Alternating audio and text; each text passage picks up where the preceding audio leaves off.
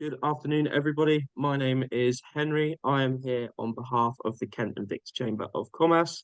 Today, I am very excited to be joined by Charlotte Lafferty from Caxton's, who are, of course, patron members of the Kent and Victor Chamber of Commerce. Welcome to Business Bites. This session today is going to be on the Kent's Property Market Report. So, without any more, by the way, any questions at all, feel free to put those in the chat, and then we'll do sort of a dedicated question and answer session at the end. But I'm now going to pass you over to Charlotte from Caxton's, who's going to be delivering the session. So, Charlotte, please take it away. Hi, good afternoon, everyone. The UK entered a technical recession in late 2023, and you will all have your own definition of what that means or how important it is. But it is expected to be relatively short-lived. And in fact, in January 24, GDP was 0.2%, and in February by another 0.1%, and hopefully growth, however tentative, will continue. The economy is still hampered by the wars in Ukraine and Gaza and the diversion of much seaborne freight transiting the Middle East. Several economic indicators have improved since last year. For example, inflation was 3.4% in February 24, and today it reduced to 3.2%, which many of you may have heard, down from 6.7% last September and 11% in late 2022. But it is likely to be some time before it reaches the Bank of England's target of 2%. Interest rates remain at around 5.25% and are predicted to start reducing from April 24 and may reduce to 4.5% by the end of 24. Food price inflation is now 6.7% compared to 13.6% last August. But on the downside, productivity was down 1% in quarter 4 23 and average wages up 6.2% in December 23. So that's not a good situation for companies or the economy generally. The tough economic environment has driven up insolvencies and house builder losses, but self-storage, hotels and build-to-rent have proved resilient. Annual construction output increased by 2% in 23 compared with 2022, the third consecutive year of annual growth, but quarterly construction output is still erratic. The IFP are predicting a slight improvement in UK property performance in 24 as falling interest rates support subdued rental growth and a stabilisation of capital values for first-class assets, ahead of a more sustained recovery in 2025. The IPF expects rental growth nationally to be weaker in 24 than in 23, but this recovery will be better for higher class assets. Unlike previous years where recovery was sector related, in 24 and 25, quality is going to be key. Older office and retail assets are at risk of becoming obsolete, for example, leading to some demolition and much conversion to other uses, especially retail and office into residential use. Net initial yields over all property sectors have remained quite stable in the last quarter, however, with little movement over the last 12 months, and the 10-year gilt redemption yields have come down in January 24 by 3.62%, which has been a steady decline from January 23, making property less attractive. Looking at business and science parks, although Kent remains relatively low on the list of UK science park locations, this should change with the low availability of science and lab space within the Golden Triangle of London, Oxford and Cambridge. Kent still does not attract the occupier interest of its neighbours, however. In November 23, Pfizer announced that it was to shut its pharmaceutical sciences small molecule facilities at Discovery Park, with a loss of 500 roles as part of global cost-cutting measures. About 150 to 200 roles will remain at Discovery Park. Nonetheless, other science companies continue to locate and expand at Discovery Park, including Nebi Therapeutics, a pioneering synthetic biology startup at the forefront of cancer treatment, and Vox Imaging Technology, an ambitious ophthalmic technology company looking to transform eye imaging in preclinical research and improve drug discovery and development.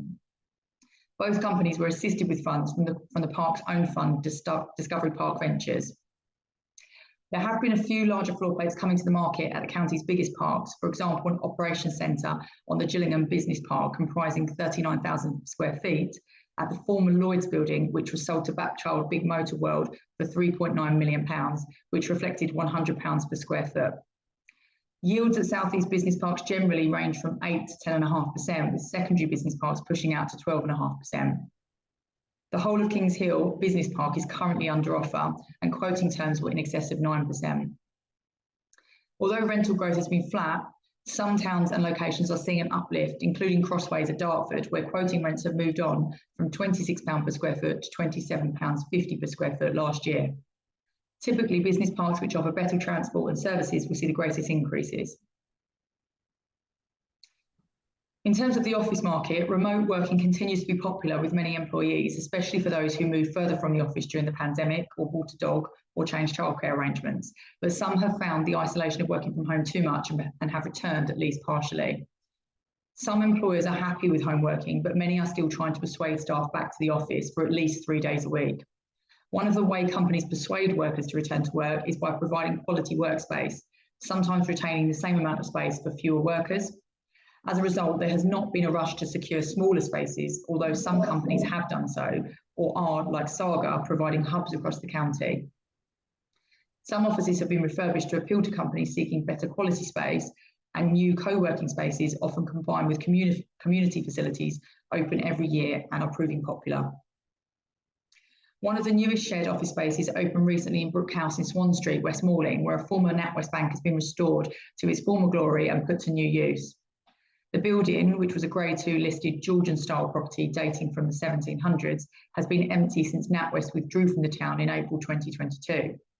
It has now been converted into smart offices for the developer Fernham Homes, and community work hub co-working spaces are available for local businesses, while bringing high-quality employment into the heart of the town.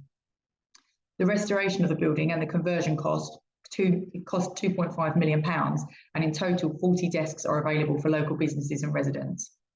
The building now has full electric heating throughout, secure bicycle parking, showers and EV charging in all of the spaces in the car park.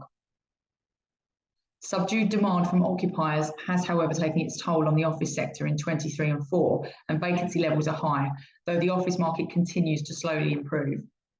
It's likely that offices will continue to be refurbished or converted to other uses, mainly residential, especially as new environmental requirements are closer to implementation.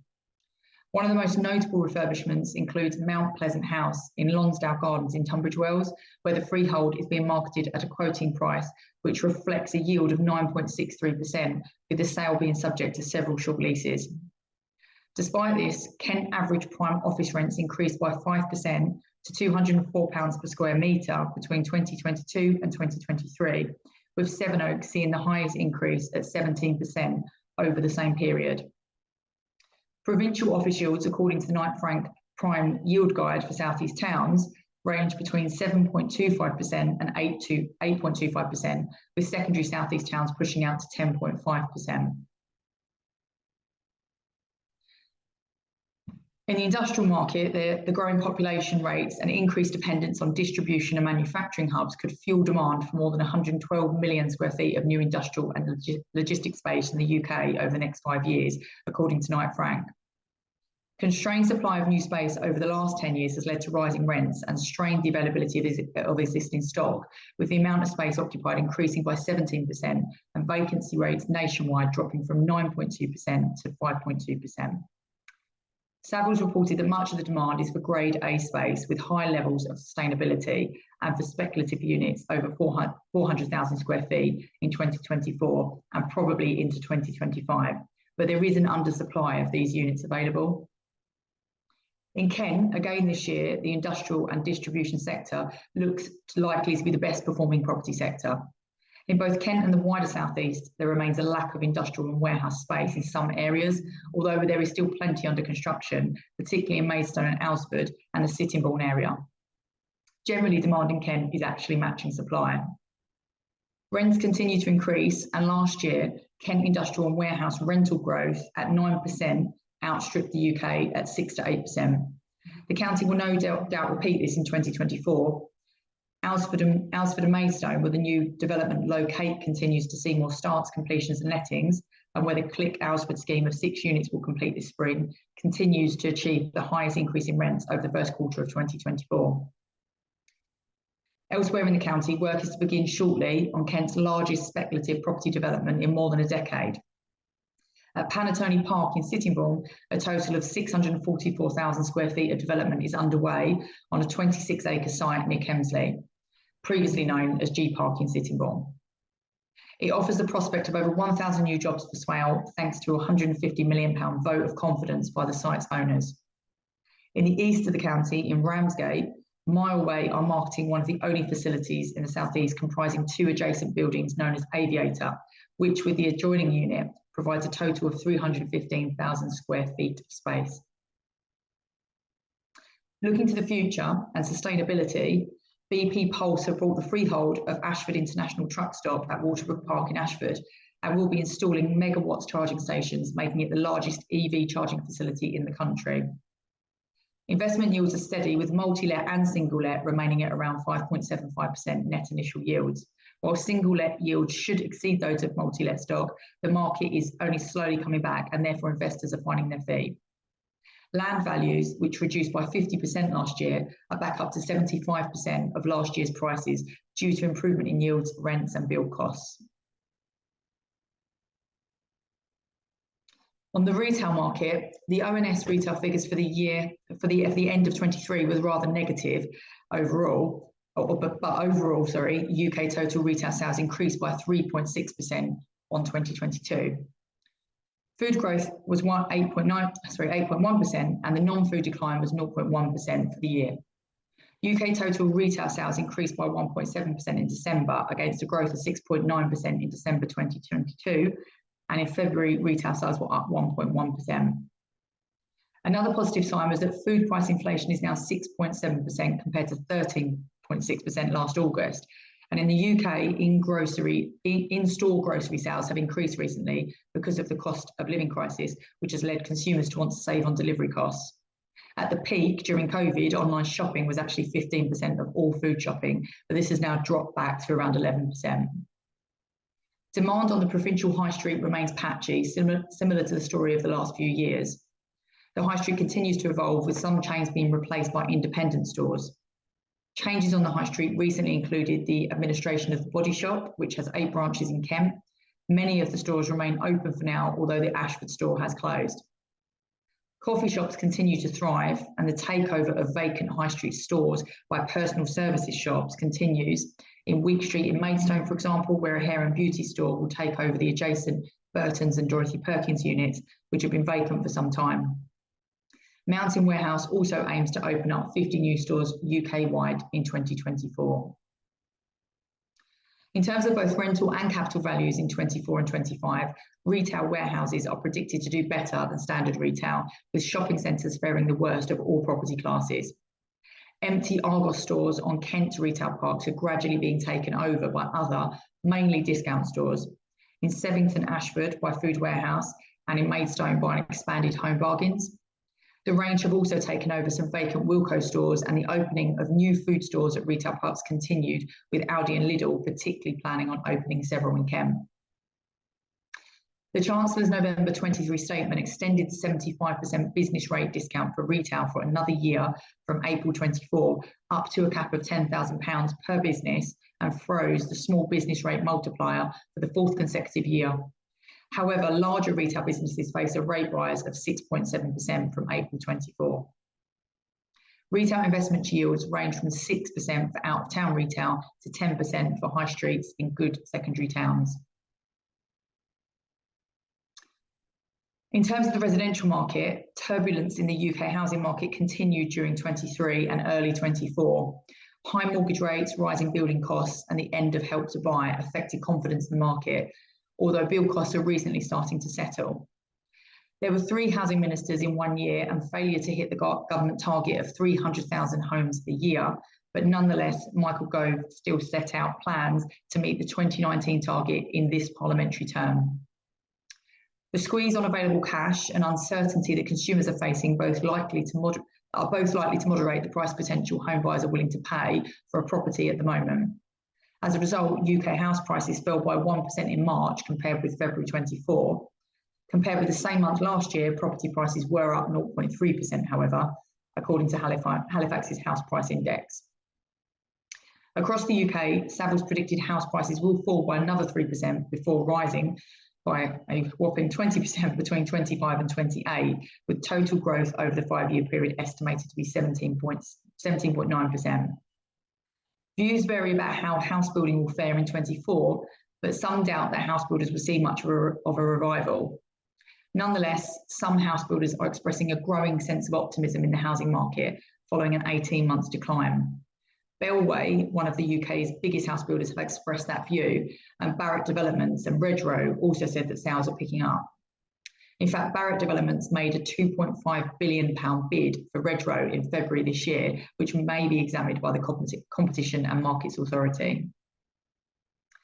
Although the land market has been slow in some cases, housing associations have outbid residential developers.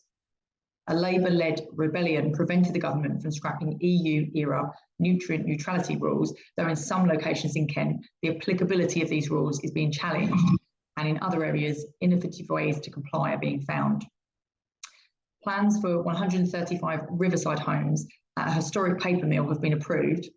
The mix of 78 houses and 57 flats will be built on 2.3 hectares of land next to the former Buckland paper mill in Dover, which has already been converted to apartments. Controversial plans for 950 home development at Eccles, north of Maidstone, have been given the green light after a public inquiry. The proposal included a new primary school, replacement sports pitches with changing facilities, green space and allotments. Kier Property and Housing Growth Partnership have bought a 1.5 acre site comprising 2 vacant office buildings in Tunbridge Wells from AXA Health with a view to residential development. And in March, permission was granted to Quadrant Estates by Ashford Borough Council for 375 homes and 35,000 square feet of business space at Eureka Business Park near Junction 9 on the M20 in Ashford. At Ebbsfleet Garden City, the 3,000 homes marker was reached last year, and early 24, and by early 24, 4,000 homes in total had been completed. Later life living schemes continue to come forward, and at a larger scheme in Alresford, construction started recently.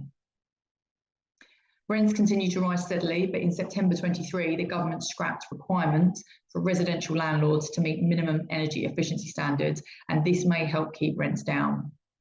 The build-to-rent market in England and Wales needs to build between 800,000 and 1 million additional homes by 2031 to meet demand for rented properties. Buy-to-let confidence is rising again as inflation rates drop and interest rates start to stabilise and are expected to drop further in 2024, leading to an increase in buy-to-let lending as well as lending to house builders. Time will tell what effect the pros and cons of the March budget will have on the buy-to-let market and house building generally. By way of a conclusion, the economy continues to show early signs of improvement, and this will aid most property sectors, but it is likely that in Kent, industrial and logistics and retail warehousing will continue to perform the best, while town centre retail struggles the most. To find out more, you're all welcome to come along to the Kent Property Market Report launch in 2024 in Ashford on the 6th of November. So we look forward to welcoming you there. Thank you. Perfect. Thank you. Thank you very much, Charlotte. I think that was a really informative session. We now have a bit of time remaining. So, as I'm sure you may have seen, I've asked if any of you have any questions to feel free to put these in the chat. So, does anyone have any questions? Equally, feel free to unmute and ask away if you do have a couple of questions. Anybody like to ask a question? Here we go. Feel free to unmute now. Jackie from Parfit Cresswell, I see you've got a question. Would you? Oh, just about having a copy of the slides. As long as that's okay with Caxton's, we can get that sent over afterwards. Does anybody have any questions at all? I've got lots of comments. Dave Carter from Auditor, would you like to unmute and ask as well? Ask the question. Yeah, of course. So I'm in Maidstone and have seen the Panattoni works that are going on down in Aylesford, which is grand. I'm curious in terms of the focus that the commercial property developers are in terms of the warehousing, distribution centres, etc. How much of a focus they have on energy savings? I think it is, it's always moving higher up the agenda. It probably has taken a long time to get there, but there's various reasons why it has to be more important now. And one of them is obviously legislation, because they've got to comply with certain requirements, but also it is becoming, more important for lenders in particular as well. I mean, banks, for some time now have been, very interested in the energy performance of buildings and how sustainable they are. So that's really, really important for anyone looking to invest in property, that they're buying something that is going to comply with their lenders' requirements in that respect. But also tenants, occupiers as well. I mean, they're looking to, if they're looking to buy new premises or lease new premises in particular, they will want to see that they are environmentally friendly. That is a sort of selling point for their company, to their staff, as much as it is, for saving on running costs.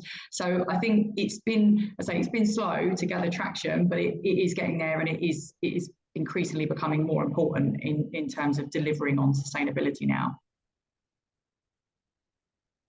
Does that answer the question? Yeah, I think so. Thank you. Okay. Perfect. Thank you very much, Dave. We have another question. Mandy asked a question. Mandy, would you like to unmute to ask away?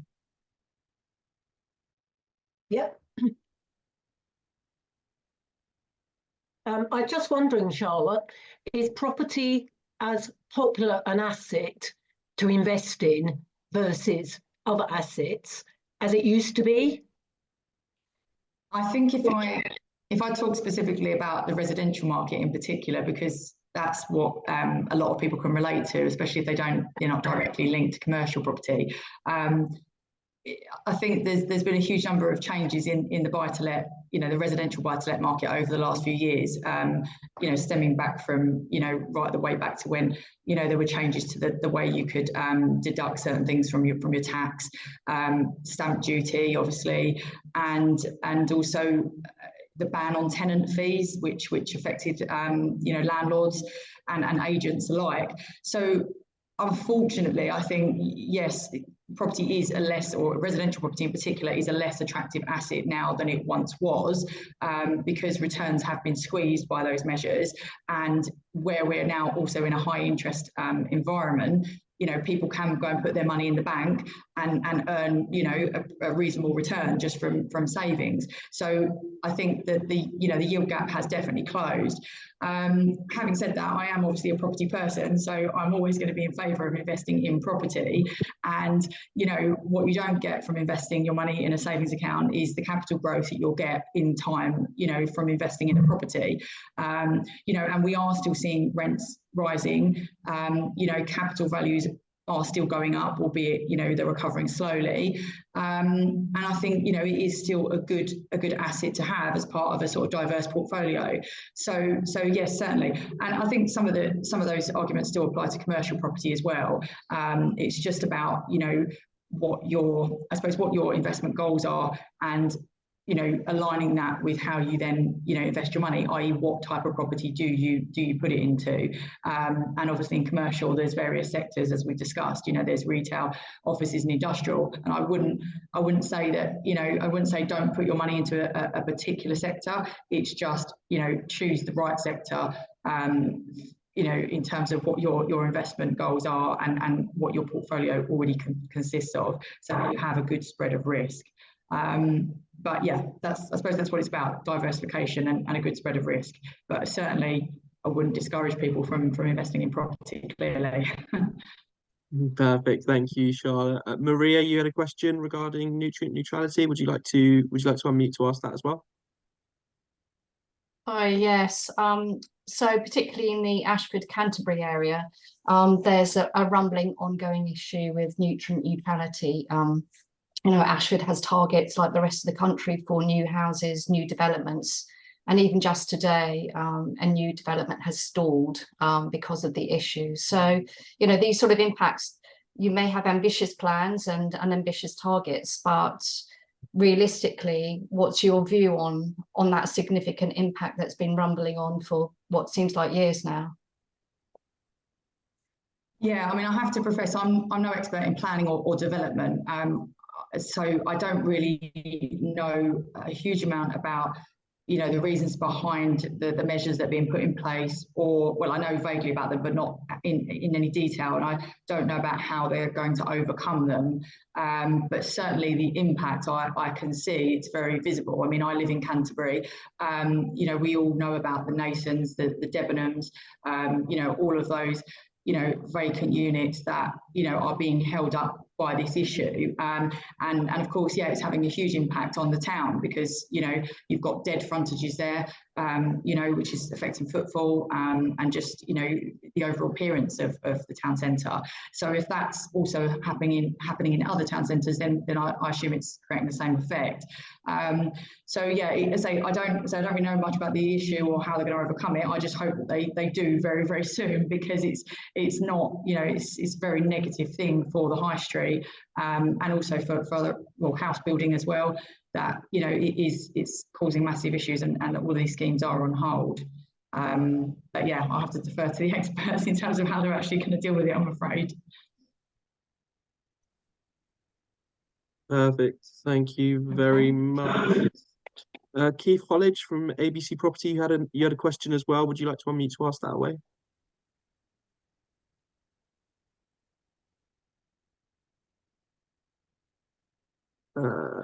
Sorry. Yeah, I was just wondering, going back to the previous question on investing in property and the sort of return, the yields that you sort of quoted are sort of, some of them have been around for a few years. And I'm just wondering how they sort of interact with base rate. As base rate hopefully goes down later this year, are those yields going to drop or just stay around as they have done? I think it's, yeah, base rate and obviously, you know, lending rates. You know, at the moment, you know, there isn't much of a yield gap in terms of what you're paying to, you know, to service finance and what you're achieving, you know, on your income return from property. I think if base rate was to drop and then interest rates followed, that would stimulate the market, because we did see, you know, a slowdown in investment in commercial and residential property when those rates shot up. So it would stimulate, you know, some kind of investment, which then I suppose, you know, potentially yields will start to drop. Hopefully, that is the hope or the expectation. But obviously, you know, it's not all just linked to interest rates. Clearly, there's lots of other factors behind the various sectors when you break it down. You know, as I mentioned in the slides, you know, the industrial and logistics sector is still, you know, reasonably strong. It has been for some years. That's obviously being driven by the growth, or, you know, certainly over the years, the growth in the online retail market. Whereas, you know, again, back to the sort of high street, that has suffered as a result of those changes. And yields perhaps won't respond as much if rates come down, because there are other fundamental issues that are a factor in the pricing. So I think, yeah, potentially it will stimulate some investment, and as I say, it will have an effect on yields. But I think, as I say, certain sectors, in particular office and retail market, you know, are still, you know, recovering and still finding their feet, and where they sort of settle, as I say, well, where they have settled at the moment is probably not going to come down massively more unless there's some kind of drastic change to the future of those investments. Great, thank you very much, Charlotte, and thank you very much everyone who's asked their questions there. We've got about 1 minute left in the session, so if anyone had a quick immediate question that they were looking to ask, please do. So if not, Henry, I can add to the nutrient neutrality discussion. That'd be great. Feel free, go for it. Thanks, Mandy. Okay, so just to add a bit, sorry, Mandy from Caxton's, just to add a little bit to what Charlotte was saying, there are starting to be some water technicians, shall we call them, challenging the fact that quite a few developments should not actually be subject to nutrient neutrality rules. And at some point in the future, I see those arguments probably as being successful. In the meantime, yes, it is having a very big impact, probably hundreds of thousands, or, you know, thousands of houses rather, are not being built that could be.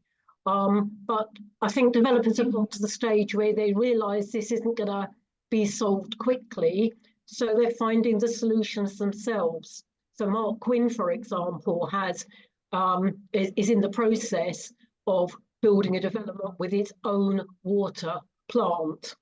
And I think he will continue to do that, and other people may do so. And Severn Trent Water Company are promoting that they can do that for developers.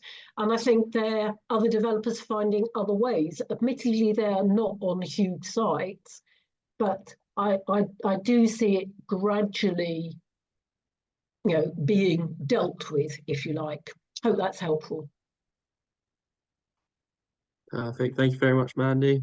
That is all the time that we have available today. So first of all, I would just like to say a massive thank you to Charlotte from Caxton's for hosting this really informative session with us today. So thank you very much. Secondly, I'd just like to thank everyone who's attended and for all your questions. It's been a really interactive session towards the end of that as well. I've been Henry from the Kent and Victor Chamber of Commerce. Thank you all ever so much for joining, and we look forward to seeing you all at our future events. Thank you very much. Take care. Bye.